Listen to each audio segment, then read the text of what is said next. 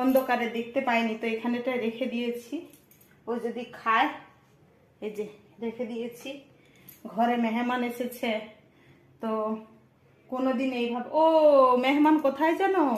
ওই যে দরজার পিছনে দেখো, ওই মেহমান বেরিয়ে এসছে আজকে নাস্তাতে।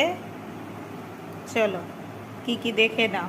কলা আছে, এই আছে দই, আর এটা হচ্ছে আলুর পরোটা।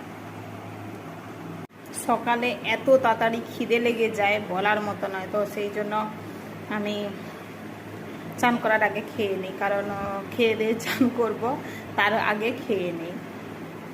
বেরিয়েই দেখছি কি জিনিস, আমিও দেখে অবাক একদম, মানে কোনো দিন এরকম হয়নি, কারণ আমাদের ঘরের ভিতরে এইভাবে এরা কোনোদিনও কোথাও দিয়ে ঢুকতে পারবে নি, কিন্তু আজকে আমি অবাক হয়ে গিয়েছি একদম।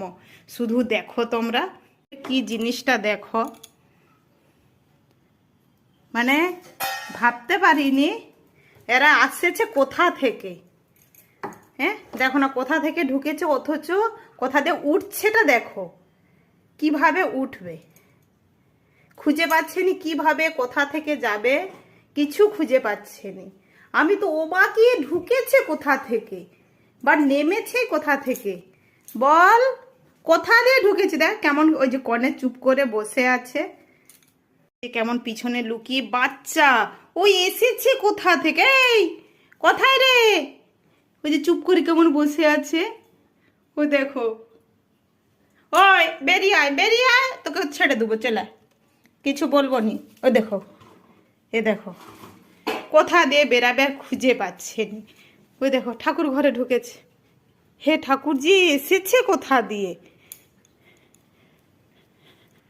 এ দেখো ওখানেও বসে গেছে। আরে বসে থাক বসে থাক, কোথাও তাড়াবো নি, কোথাও তাড়াবো নি। ও কোথায় কি করবে খুঁজে পায়নি, আর একটু খুঁজে পায়নি। কোথা দিয়ে উঠবে, কিভাবে ঢুকে গেছে এ দেখছো, কি করবে আর খুঁজে পায়নি, আবার বাথরুমে ঢুকে গেছে। ও যখন বাড়িতে এসেই গেছে, ওর জন্য এইটুকুই দুধ বেঁচেছিল, তো ওকে একটু দুধ খেতে দিই চলো। এবারে খাবে নাকি জানি না, ও তো অন্য রুমে ঢুকে গেছে, তো এইটুকুই ঘরে দুধ